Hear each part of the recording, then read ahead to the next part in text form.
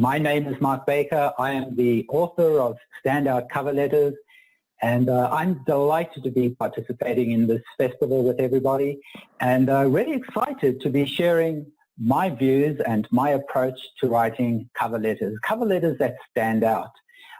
This approach has served me very well in my career, and it's helped lots of other people and is still helping lots of people write cover letters that are noticed by employers.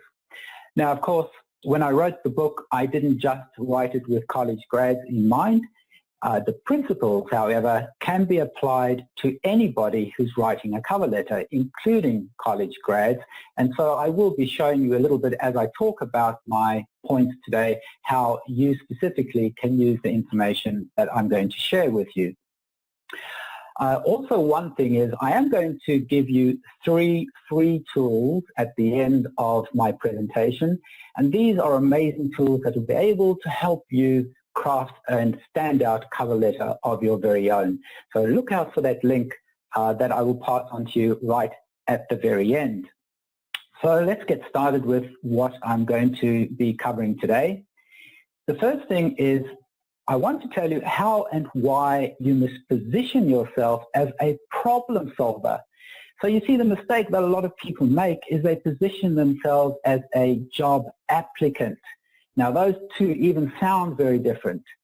You want to position yourself as a problem solver even if you are a job applicant. The next thing is taking your problem-solving abilities and presenting that to an employer in your cover letter. And the best thing to do is to use a proven 8-step cover letter writing method and template, which I will share with you today. Now, I will also give that template to you. That's one of the freebies that I'll give you at the end, so you don't need to be taking notes about what those steps are all about. And lastly, I'm going to cover some critical cover letter writing mistakes. Now, I actually don't have time to cover all 15, but I've identified 15 very common errors that actually stand in the way of people's cover letters even being read. So what I will do today is I will cover one of those, but I'm going to give you the rest in a handout as well. So let's have a look at, first of all, why you must position yourself as a problem solver. Now, this is something that I discovered quite early in my career. I went to my boss one day and I presented him with a problem and sat back and waited for him to give me the solution. Well, of course, he leaned forward and said, you know what, you're just like everybody else. All you do is present me with problems. You never come to me with a solution. Wow, that was a smack in the face for me, and I sat back and thought about it, and it was advice that I've used for the rest of my career, because I realized then that that was something that was probably going to make me stand out as a job employee, as an employee. And I immediately started looking for opportunities to present solutions to problems that I had identified in my actual job situation.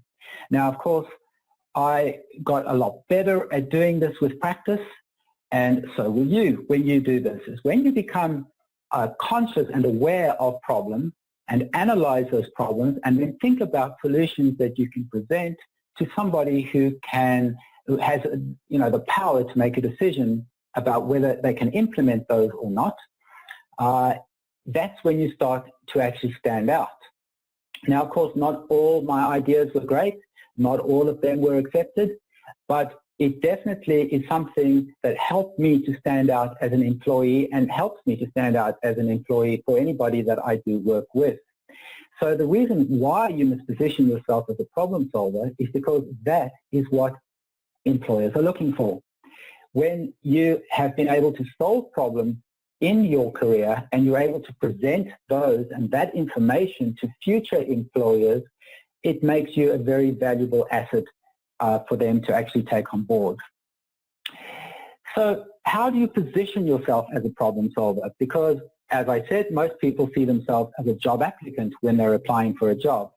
Well, Socrates who is a philosopher and educator from way, way back, as of course you'll know, had great advice: know thyself.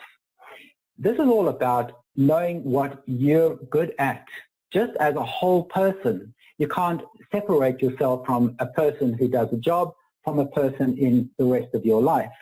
You know, what's your thing? What are you really, really good at? What do you like doing? And where and how have you demonstrated this? So if I think about myself at this point, of course, I regard my strength as being a problem solver. And the reason why is because I've had a lot of experience doing that. And so I always present myself as just an overall problem solver to any employer that is looking at perhaps taking me on board. For you, for example, you know, you may have leadership qualities. And you may be saying to me, well, you know, I haven't had a lot of job experience, so how do I actually prove that I have leadership in the workplace? Well, you don't need to have done that. You may have shown leadership qualities in your church or in a college club that you've actually been part of, or in a sporting team, or in volunteering work that you've done. It may have been at school even, where you have actually demonstrated leadership qualities. So it's about looking at what you enjoy doing and what you're good at actually doing in terms of helping other people. You have to view yourself as someone who can add value. Now you'll see there that I've said use my workbook. The workbook is something I'm going to give you as one of the tools, and in there is a process right at the beginning that takes you through doing a self-inventory to actually help you with this very exercise. So you know now why it's important to be a problem solver. You know that you must how to position yourself. It's about knowing what you can actually add. The next thing you have to do is know how to identify employer problems. Now, the more specific your problem that you can identify, the better it is going to be for you. And this is not always an easy thing to do, but you'll see there that I've said company specific. But first of all, is it the right job? Because you're going to spend some time actually trying to determine and identify problems that perhaps you can solve for an employer. You need to know that it's going to be the right job for you, though, before you actually even go down this road and put all this effort into it. Now, I'm also going to give you a free tool that will help you to work that out as well. So that'll be part of the 3 tools that I give you. Now, you may know people who already work for this company, and so they may have given you some inside information and some insights into problems that the company is having. But these days, of course, there's plenty of information online. Using websites like Glassdoor.com and Indeed.com, you'll be able to find out a lot of information about what past employees have said about the companies that they've worked for. One of my favorite ways of doing this is networking, and LinkedIn is a great place to do this, simply because this is where a lot of career-focused individuals have got profiles. And if you can link up with somebody who works for the company, it's always a good idea if they've probably one step up above from the position you might be applying for, and have a chat to them and connect with them and find out what is the number one challenge or the number one problem facing the department that you're thinking of joining. And people, I've always found, are very willing to actually chat to you in order to help you to know what they're actually looking for and whether you'll be able to add value there. Of course, there could be industry-specific problems as well, and these are things that you may just know about from having been in college and know what is actually globally being worked on in terms of problems and issues. And you may need to do a little bit of research there to find out what problems are facing industries at the exact time that you're actually applying for a job. There are also workplace generic type problems. And these are things that face all companies and all positions. You know, they may have a problem with leadership. They may have a problem with team players, which is quite the opposite, or engagement. Now, of course, you may not be able to solve all of these. You may not even want to solve all of these. But it's just another source, another way of finding problems that perhaps you can actually contribute to as an employee. The last one is job specific. And this is probably the easiest one to do. If you just have a look at the job advertisement or you have a look at the job description, whatever it is that they've stated as a requirement, well, turn it around. You know, if they're looking for committed, dedicated professionals, well, a problem would be to have somebody who was the exact opposite of that. And so whatever they've stated they're looking for, the opposite of all of those things would be problems that they wouldn't actually want to actually be having in their company. And you could use any of those to actually highlight as a problem that you can contribute to. Now, once you've actually found the biggest problem or the problem that you've identified that you want to highlight in your cover letter, you now are ready to actually market yourself as a solution or as part of a solution for the problem. So your cover letter really is not so much a cover letter, but a marketing proposal of how you can actually assist them. The very first thing that you should do is state the problem that you've identified.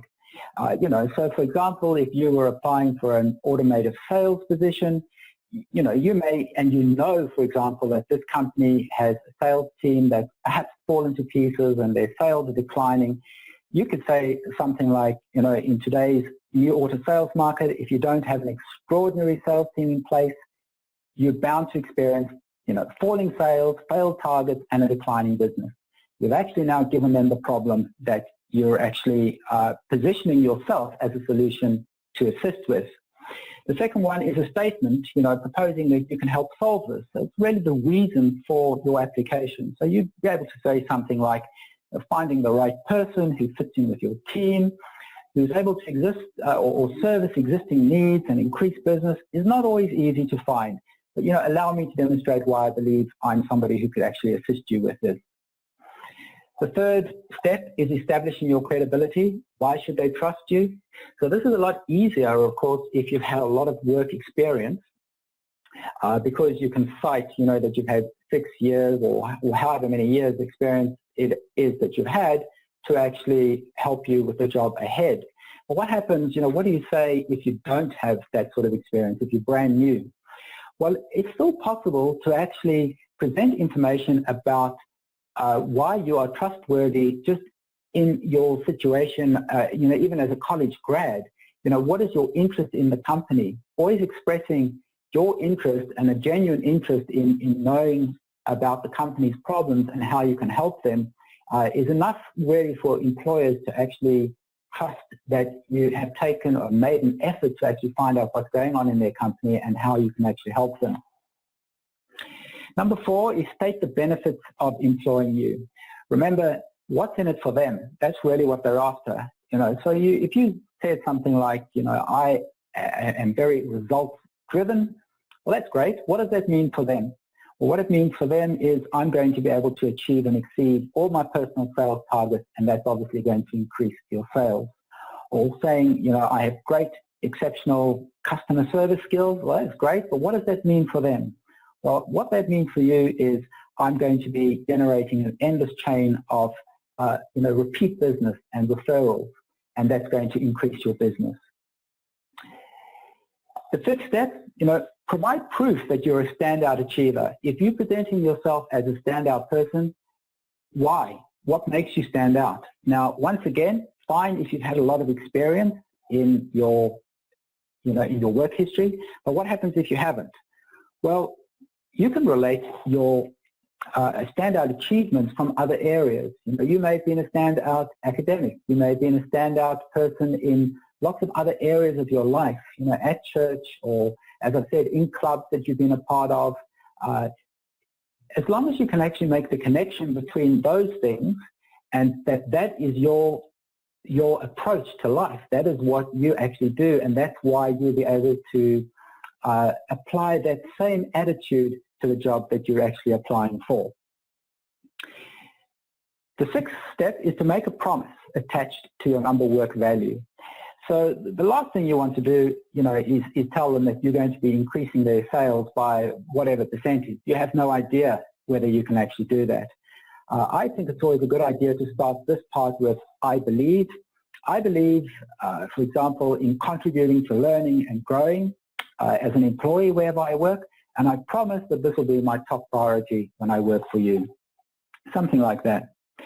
Number 7 is to warn them that you're on the market. Really, this is just something that is used in marketing proposals and sales letters all the time. Just saying something like, I realize you probably have many applications to consider and a process to follow. I'd like you to know that, I'm actively marketing myself right now so that I can finalize my career move as soon as possible. It lets them know that you're taking your career seriously and you want them to take you seriously as well. And then, of course, a call to action. What do you want them to do? To be an absolute pleasure to meet with you. Please call me at your earliest convenience. And perhaps saying something like, please note that, since this opportunity is important to me, I will also be following up with you in a few days to see where we are in the process. Once again, showing that you're proactive, taking initiative, showing them that this is a very important aspect to your career. So that is the cover letter, the cover letter steps that I follow. And if you just follow those steps and you plug in the information as you go, then you will be able to come up with a letter that is very different to sort of normal cover letters that one sees these days. What you really want is a marketing proposal. Once again, in my workbook, I'm going to give you all the steps that you need to actually follow to actually make this happen for yourself. And so now coming to number 3, and that is the critical cover letter writing mistakes. Like I said, I'm going to cover one of these with you today, but all 15 of these are mistakes and errors that I, in my position as a manager, have seen very often, and they are things that do definitely stand in the way of you achieving your objective with a cover letter. The first one, or the one that I want to cover with you today, is not making your letter ATS compliant. Now, ATS, of course, is the automatic tracking software that a lot of large companies use these days in order to sift through the hundreds and sometimes thousands of applications that they get. If this software is not able to read your application, your cover letter, and even your resume, it will kick it out and you won't even, reach the shortlist at all. And there are a few things that you can do to make sure that that your letter or your resume are seen. The first thing is to keep your fonts and formatting simple. I see a lot of interesting templates that people use for resumes that are really, really fancy with lots of colors and graphics. Stay away from those because a lot of automatic tracking software is not actually able to read them. Use a text document like a Word doc or even the online docs format, not a PDF, because a lot of automatic tracking software is not able to read PDF documents. And use standard terminology, things that are being used in your industry and in your environment at the time, words like skills and work experience and education. Don't change skills into something like capabilities because you think it sounds great or interesting, because it's likely that the automatic tracking software is not going to be able to pick up on that word. And lastly, include targeted keywords. So these are keywords that relate to your industry and words from the actual job advertisement as well. Use words from that because very often that automatic tracking software is set up to look for those words, and using the job advertisement is a very good starting place to actually include keywords and targeted sort of words that relate to your industry and to that actual job. Like I said, I will give you my 15 tips handout as part of the 3 free tools at the end. So lastly, what I really want to be telling you to do is position yourself as a problem solver when you're going to write your cover letter, not a job applicant. Then identify the biggest problem you know you can help solve. And it's really important, of course, to believe that you can help solve that problem, and you must want to be able to solve that problem. No good actually presenting yourself as somebody who can solve something and then you can't do it, or you don't actually end up doing it, because then you're actually just going to be shooting yourself in the foot.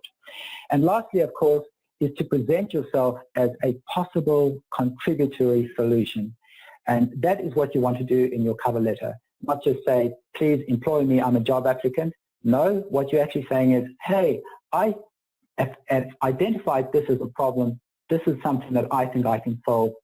And this is why and how I think you should consider me. Now, I love this saying by Thomas Edison: the successful person makes a habit of doing what the failing person doesn't like to do. And when it comes to cover letters, you can do what everybody else is doing and write your cover letter like everybody else, but you'll be treated like everybody else.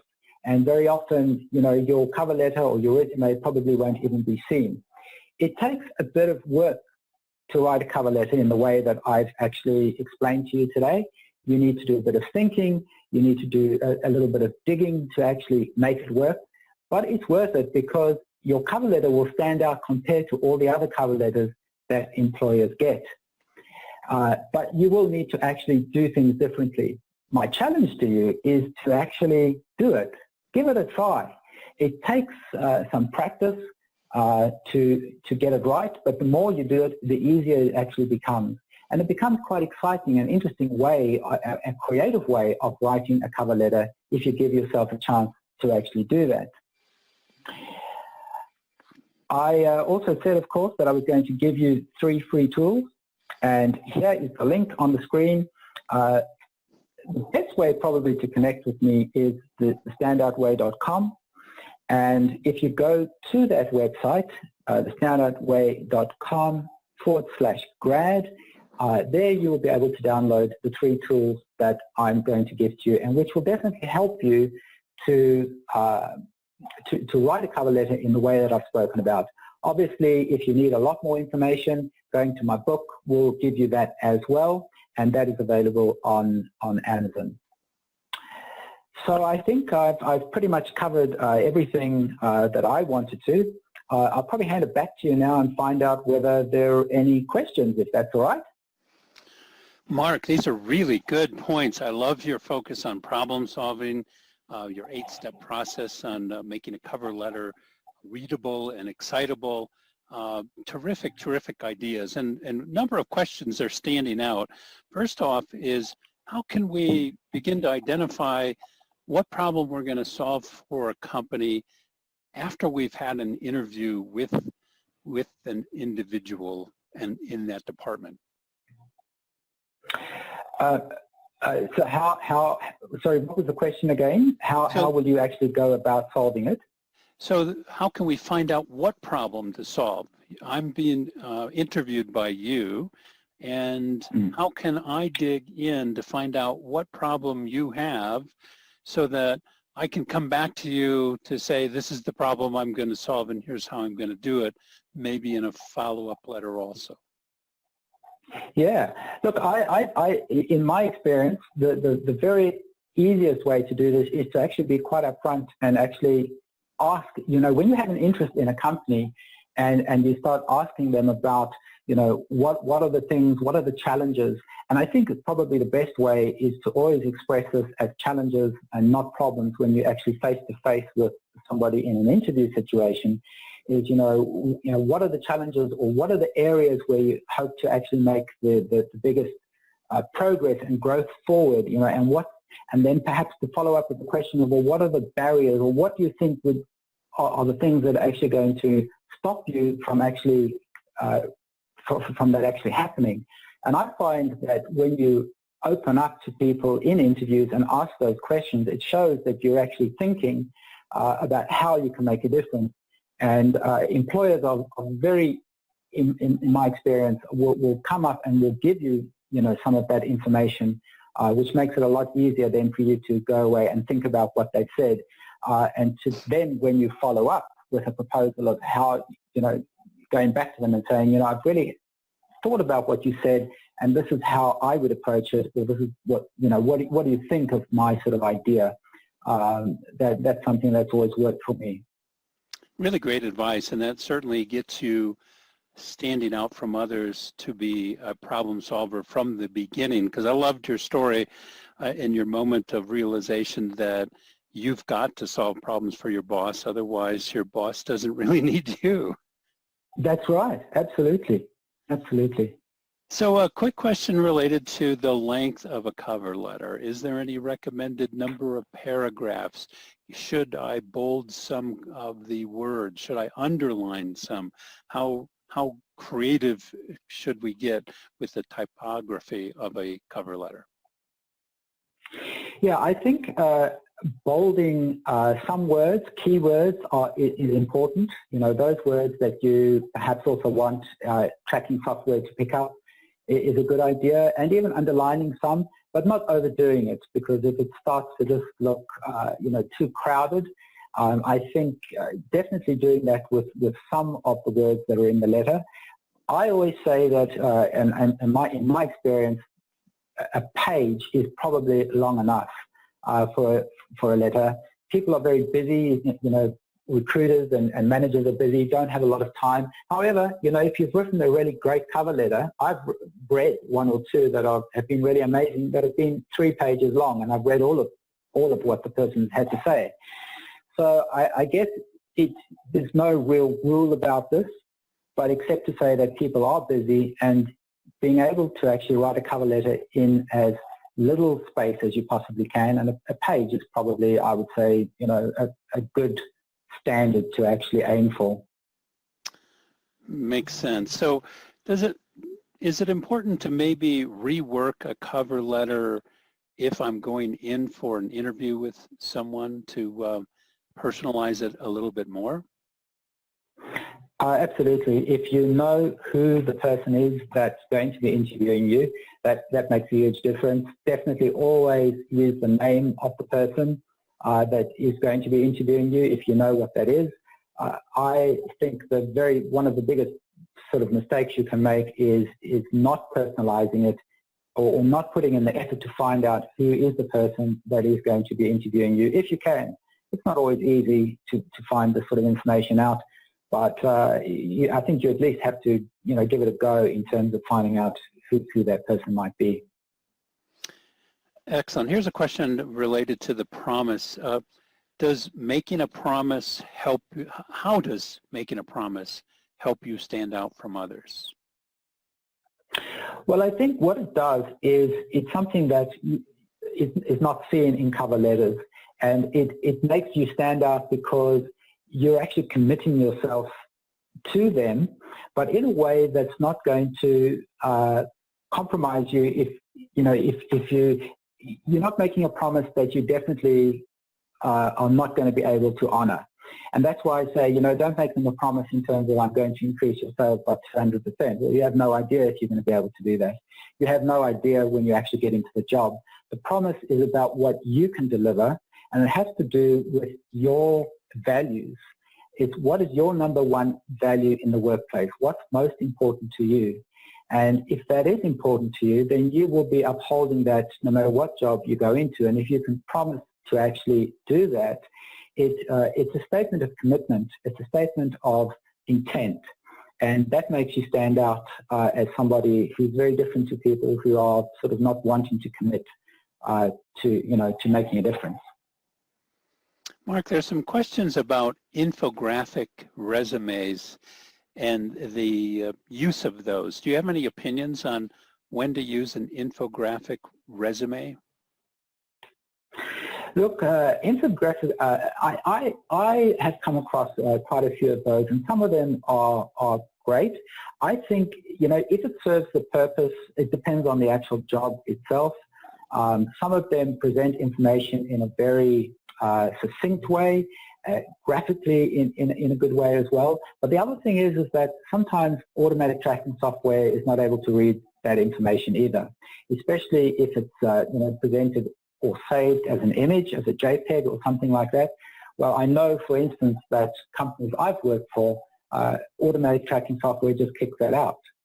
So, if it's not going to be seen or by that software, well, sort of human eyes are never going to get to see it. I think in certain areas where it warrants the graphic skills, if you were applying for a job that I guess is in graphics or in an artistic field, then it might be a good idea to show, what you can actually do graphically. But I generally find that it's better to actually just keep to a very plain way of presenting information that is probably going to be able to be easily read by software as well as human eyes. Yeah, it seems to be a specialty item for at least now. A couple more questions. Spelling is a major problem for all of us when we either create our resumes or create our cover letters. I've found using a tool called Grammarly to be a really easy way to check my spelling or have an automated way to check my spelling. I guess there's two questions coming up here. One, is there an automated tool that helps you create cover letters, and do you recommend it? And two, other ideas on how to check your spelling and grammar? Yes, look, Grammarly is a fantastic tool, and it's one that I use myself. I've never used any automated cover letter writing software. I guess the reason for that is I think if you have a template that you can follow, sometimes with, I think, automated software, is it can just become a little too templated. It starts to just become a little staid. But I mean, from a personal point of view, as I say, I've never used it. I'm not saying that it's not worthwhile or that one shouldn't investigate it. But personally myself, I've not used it. In terms of spelling, I use Grammarly myself. I also use the spell check on whatever program I'm using, whether that's Word or whatever. And it's always a good idea to get somebody else to actually read over your letter because very often, of course, spell checks don't pick up things, and because you're sort of so close to your letter, you don't even see these things yourself. So I think one of the best things to do is to give your letter to somebody else to have a read, and and ask them what they actually think about the letter as a whole. But what you're really wanting them to do is pick up on those errors with sort of fresh eyes. That's great advice, and easily with the internet, one can send an email to a friend, a colleague, a family member to get whoever's available at that emergency. Yeah, that's right. Some quick overview. So here's a question that's coming up quite a bit. In today's internet-driven world where employers may spend seconds to look at a resume, does it make sense? Mm-hmm. What's the argument to still work on a very cool cover letter? Yeah, absolutely. And there's a lot of, I guess there's a lot of questions about whether one should even bother with a cover letter, since, is anybody going to read it? And cover letters for a lot of people take a lot of time, and people stress over them, and, is it actually worth actually putting all the effort into that?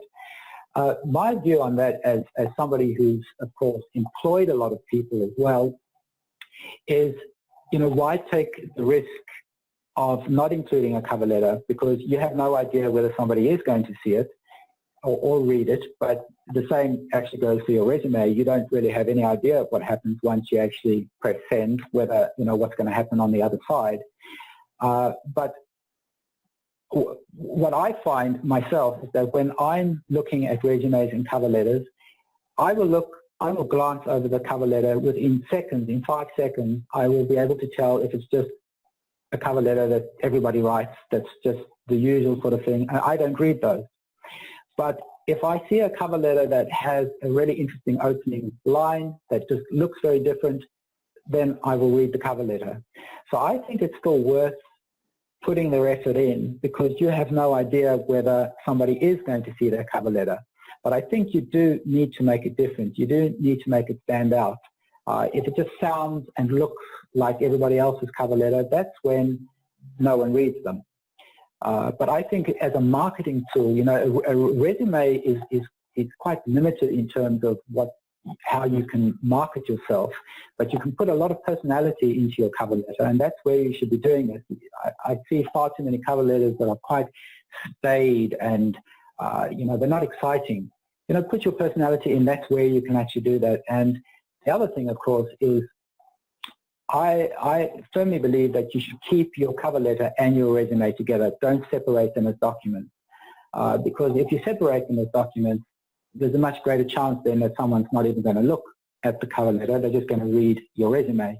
If you keep them together and it's the first page, it's right there for them to look at. Even in 3 seconds, hopefully you're going to get their attention and they'll want to read all of it. Well, I love your approach in personalizing it and selling it from that angle. It makes a lot of sense. Mark, unfortunately, we're running out of time, and we'd love to hear you give us a little more detail on the tools that you're offering us at thestandoutways.com/grade. Can you just re-emphasize what we should be doing tomorrow by working on those free tools? Yeah, absolutely. So the first thing to do is to go to that website. Like I said, it's actually a very new website, but if you download those tools, you're going to be getting 3 things. The first is the workbook that actually goes together with my book, Standout Cover Letters. But in the very first thing you can do, the very first part of that workbook is an inventory that helps you to just get to know yourself better. Because very often we think that we understand the value that we bring, but until you actually write some of this information and consider some of the questions, you don't really know. So work through that process first of all. Get a good idea of what makes you stand out. And we all do stand out. We just need to identify what it is. And the process in there will actually help you to do that. I also suggest in that workbook, consulting with a few other people and find out what other people's ideas are about you and what value you bring, because that's always a very interesting exercise. Whenever I do that, I'm always quite surprised at what people view as values that I have that I didn't even identify for myself.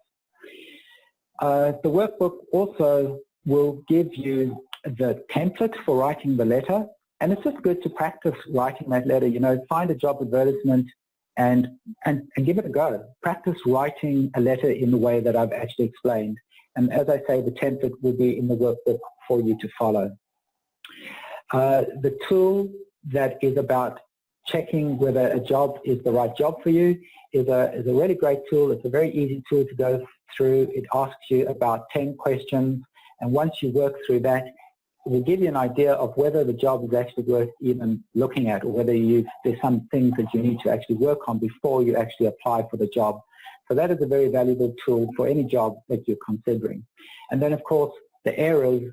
If you can prevent and you can learn from other people's mistakes first so that you don't make those errors, that's obviously the best thing to do. So the document where I talk about the 15 most common and critical errors that you want to avoid is definitely something worth looking at, and making sure that when you write a cover letter that you're not making some of those errors yourself.